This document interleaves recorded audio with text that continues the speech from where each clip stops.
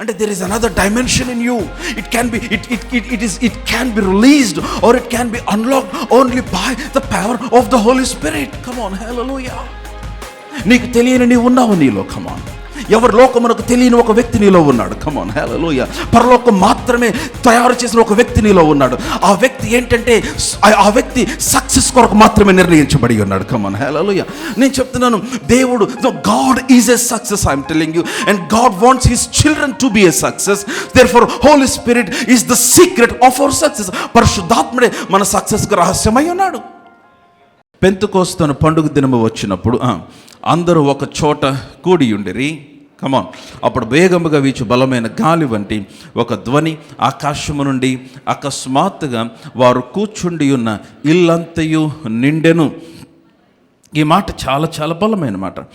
పెంటెకాస్ట్ అంటే it came from heaven, అది ఆకాశం నుండి కలిగినది. మీరు యేసుక్రీస్తు వారు ఆయన భూమి మీద బ్రతికిన దినాలలో పరిశుద్ధాత్మ గురించి ఆయన చెప్తూ ఏమన్నాడంటే, నేను వెళ్ళిన తర్వాత వేరొక ఆదరణకర్తను మీ కొరకు పంపిస్తానన్నాడు. వేరొక అన్న మాట మాట్లాడాడు. I'm gonna send an other comforter. వేరొక అన్న మాటకి గ్రీక్ భాషలో ఏ సిమిలర్ కైండ్ ఆఫ్ పర్సన్, అంటే నా వంటి మరొకడిని పంపిస్తాను అన్నాడు యేసుప్రభు వారు.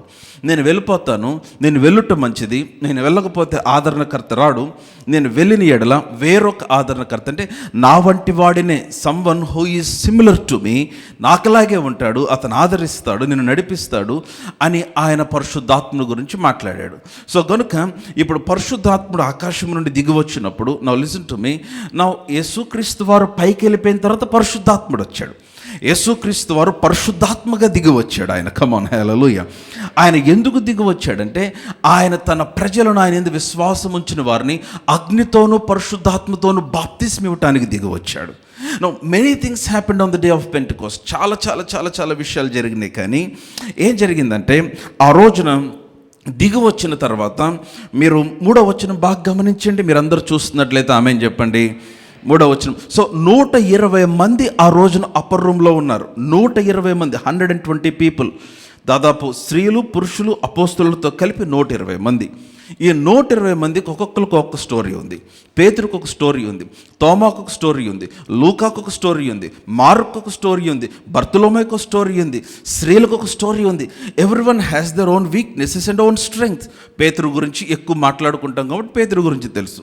యేసుక్రీస్తుతో పాటు తిరిగి తిరిగి ఆయన ఎవరో తెలియదని అబద్ధం చెప్పి చివరి దినాలలో యేసుక్రీస్తును సిలువకు అప్పగిస్తున్న సమయంలో కూడా దగ్గర లేని పేతురు, దేవుని అమితముగా ప్రేమించిన పేతురు, యేసు ప్రభుని ఏమాత్రము కూడా మరణం వరకు విడిచిపెట్టనని చెప్పిన పేతురు, నీకు అసలు సిలువ, నీకు బదులు నేనే చచ్చిపోతానని చెప్పిన పేతురు, అసలు నీకు సిలువే దూరమగును గాక అని చెప్పిన పేతురు, యేసుక్రీస్తు వారు సజీవుడైన దేవుని కుమారుడని పేతురుకు మాత్రమే ప్రత్యక్షత కలిగింది, ఇంకెవరికి కలగలేదు. అటువంటి పేతురు యేసు ప్రభు యొక్క సిలువ సమయంలో దగ్గర లేడు, పునరుద్ధాన సమయంలో దగ్గర లేడు. అందుకే ఆయన తిరిగి లేవగానే అన్నాడు, మీరు వెళ్ళి పేతురుకు కూడా చెప్పండి అన్నాడు.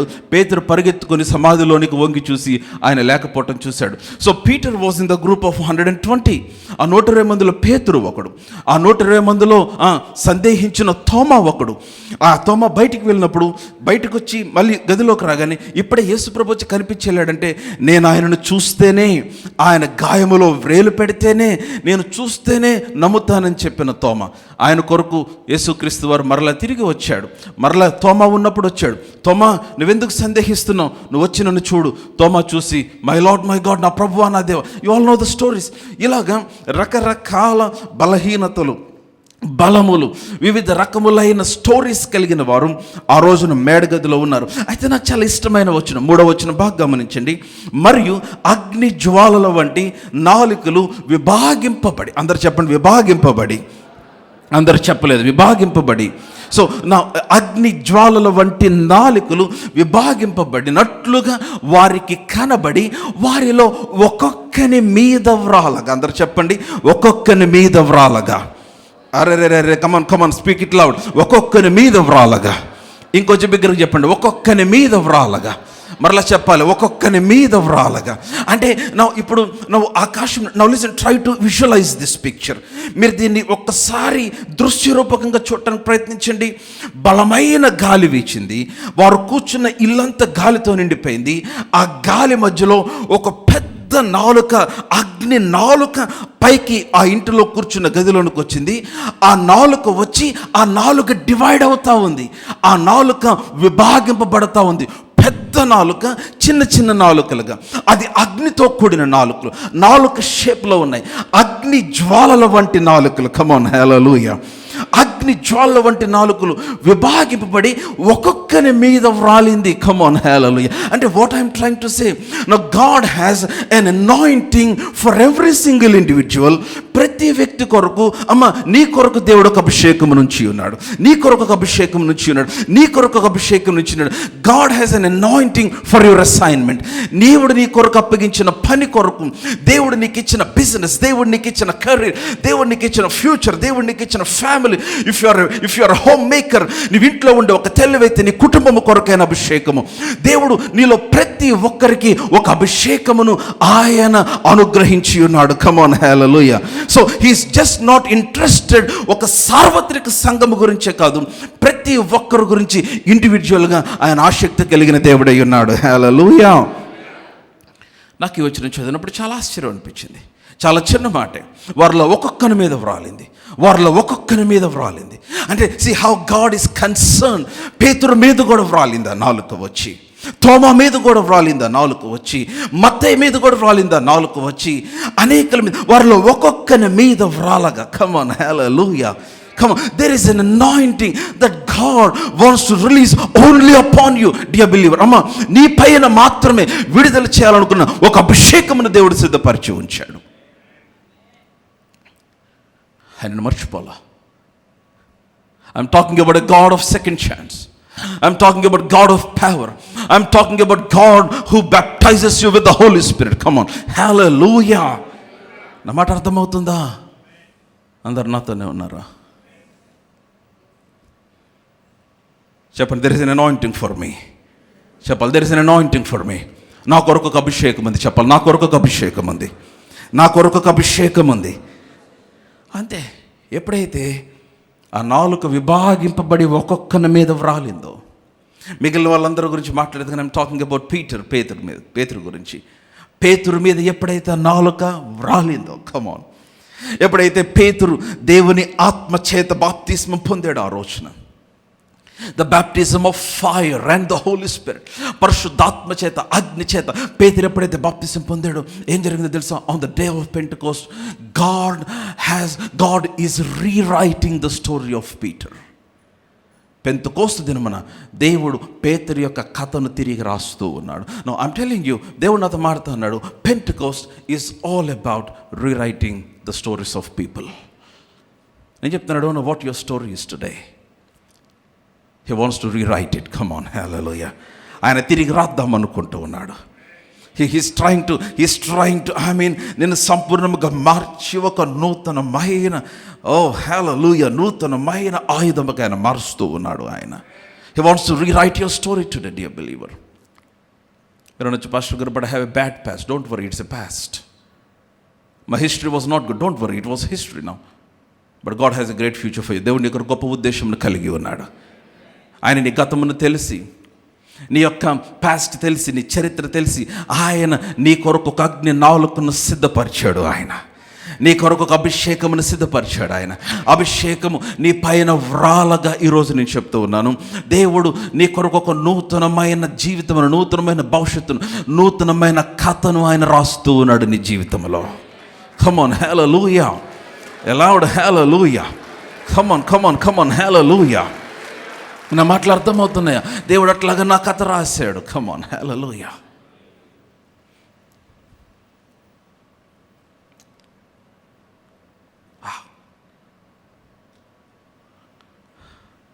I'm telling you, the same Holy Spirit that was on Peter is upon me and it is upon you. పరిశుద్ధాత్మలు, there are no twins, కవలలు లేరు. The same Holy Spirit Pentecost దినమున దిగి వచ్చిన ఆత్మదేవుడు, యాజ్ ఐఎమ్ స్పీకింగ్ నౌ, ఆయన మేము దిగుతూ ఉన్నాడు. I'm telling you, if you can open your hearts today, he's rewriting your story. ఒక్కసారి పేతురు ఏమైపోయింది, you go and read the rest of the chapters of book of acts. పేతురు ద్వారా జరిగిన కార్యములు, ఐఎమ్ టెల్లింగ్ యూ, వావ్. నిలబడి మాట్లాడితే 3,000 మంది ఎందుకు రక్షించబడ్డారు? మరలా నెక్స్ట్ అధ్యాయం నిలబడి మాట్లాడితే 5,000 మంది ఎందుకు రక్షించబడ్డారు? పేతురు నడుస్తుంటే రోగుల కొరకు ఎందుకని అటు ఇటు తీసుకొని వచ్చి పెట్టారు? పేతురు వెళ్ళి ప్రార్థించి చనిపోయిన వాళ్ళు ఎందుకు బ్రతుకుతున్నారు? పేతురుని చూసి విద్య లేని పామరుడు కానీ రాజులు వచ్చి వాక్యం వింటున్నారు, అధికారులు వచ్చి ఆశ్చర్యపోతున్నారు. కారణం ఏంటి? శక్తి చేత కాదు, కమాన్, బలము చేత కాదు, ఇది ఆయన ఆత్మ ద్వారా జరుగుతున్న కార్యములు. Is writing your story today.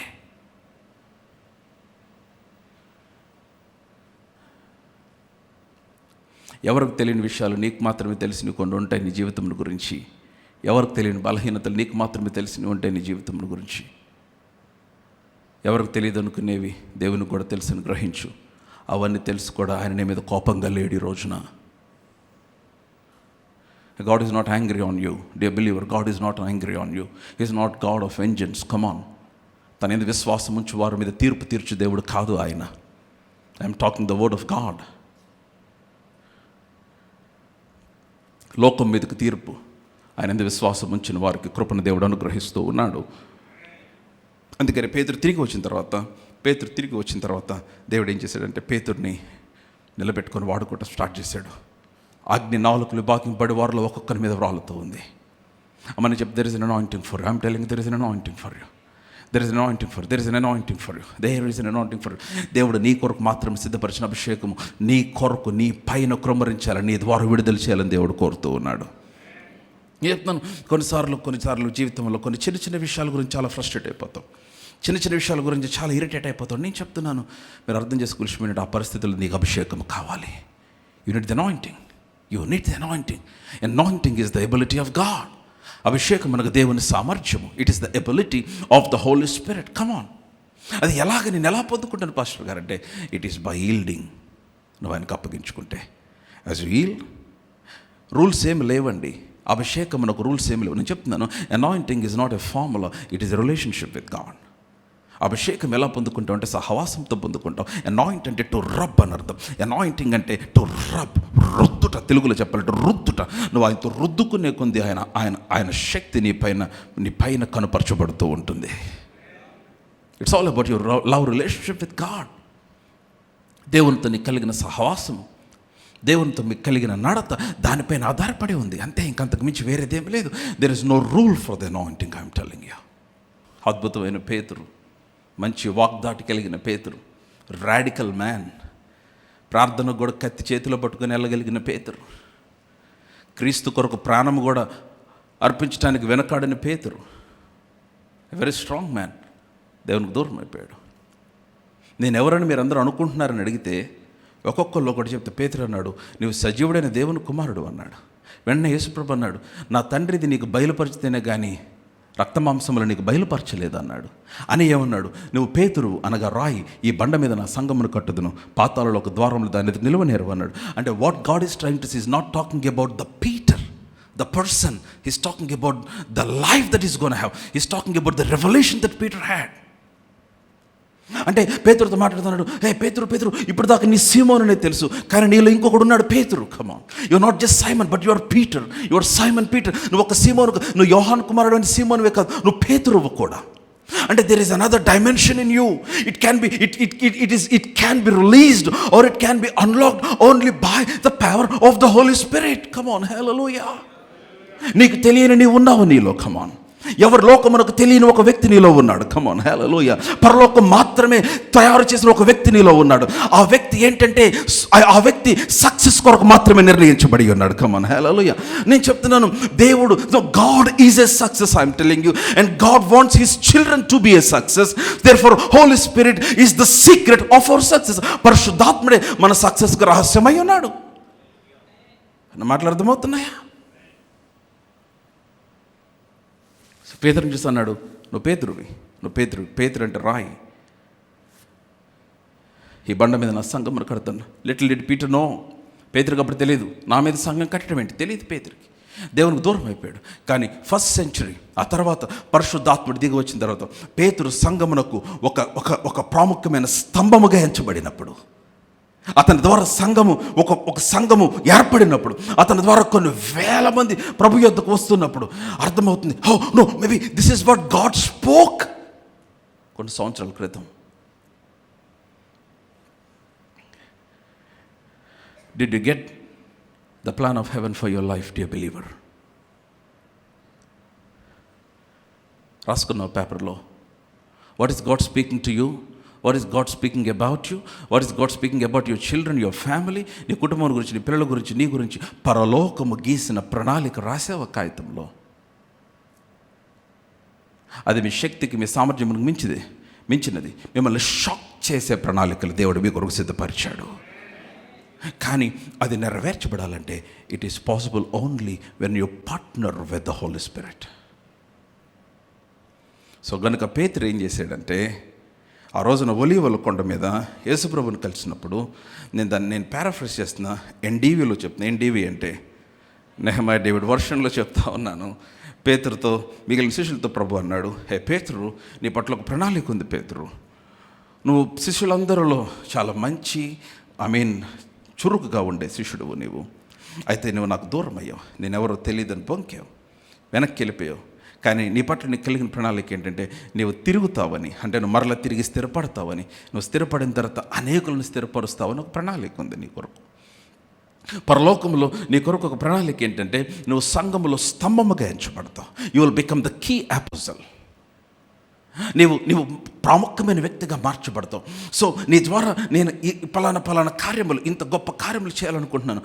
అయితే పేతురు నువ్వేం చేయాలంటే, ఇవన్నీ విన్నావు కదా అని వెంటనే కొండ దిగి వెళ్ళి మీటింగ్ పెట్టబాకు, కార్యాలు జరగవు. నువ్వేం చేయాలంటే పరిశుద్ధాత్మ కొరకు కనిపెట్టు, తండ్రి వలన విన్న వాగ్దానము కొరకు కనిపెట్టు.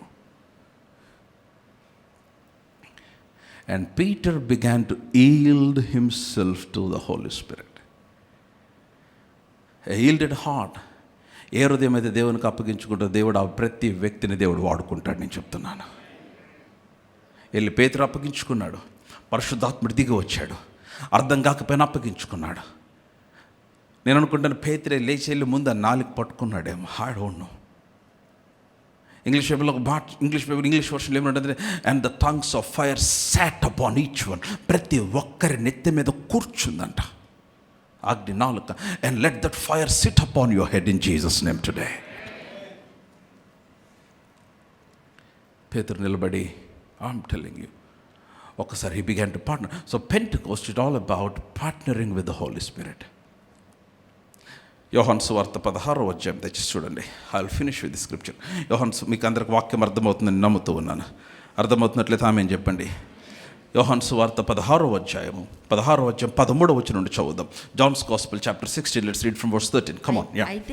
అయితే ఆయన అనగా సత్య స్వరూపయోగ ఆత్మ వచ్చినప్పుడు మిమ్మును సర్వ సత్యములోనికి నడిపింపును. ఆయన తనంతట తానే ఏమియో బోధింపక ఏటిని వినునో వాటిని బోధించి సంభవింపబోవు సంగతులను మీరు ఈ వచనాలన్నీ బంగారం లాంటి వచనాలు. ప్రతి మాట కూడా ఒక మర్మమే. మీరు వీటిని జాగ్రత్తగా గమనించండి. ఆయన వేటిని వినునో వాటిని మీకు తెలియచేయను. నచ్చదమ్మా. ఆయన నా వాటిలోనివి తీసుకొని మీకు తెలియచేయను గనుక నన్ను మహిమపరచును. తండ్రి కలిగి ఉన్నవి అన్నియు నావి. అందుచేత ఆయన నా వాటిలోనివి తీసుకొని మీకు తెలియచేయనని నేను చెప్పి తిని. హల్లెలూయా. You understand what he was saying? యేసుప్రభు ఏమంటున్నాడు? పరిశుద్ధాత్ముడు వచ్చినప్పుడు he will lead you into all truth. నిన్ను సర్వ సత్యములోనికి నడిపిస్తాడు.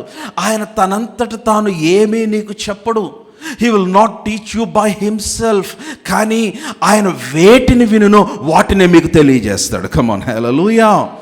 A loud hallelujah. Come on, a loud hallelujah. నిన్ను సర్వ సత్యములోనికి, అంటే కన్సర్నింగ్ యువర్ మ్యారేజ్ సర్వ సత్యములోనికి, కన్సర్నింగ్ యువర్ ఫ్యూచర్ సర్వ సత్యములోనికి, కన్సర్నింగ్ యువర్ కంపెనీ సర్వ సత్యములోనికి, కన్సర్నింగ్ ద నెక్స్ట్ స్టెప్ నీ జీవితంలో ఈ నెక్స్ట్ ఫేజ్లోకి దేంట్లో ప్రవేశించాలి సర్వ సత్యములోనికి. That you will not be deceived by people. నిన్ను మోసం చేయడానికి సాతాను వెయిట్ చేస్తూ ఉంటాడు, మనుషులను సిద్ధపరుస్తాడు, నీకు తెలియకుండా నష్టానికి గురి చేసే పరిస్థితులు సాతాను ప్లాన్ చేస్తాడు. అయితే వాటన్నిటిని తప్పించి సర్వ సత్యములోనికి నిన్ను నడిపించేది పరిశుద్ధాత్మ దేవుడే. Come on, hallelujah.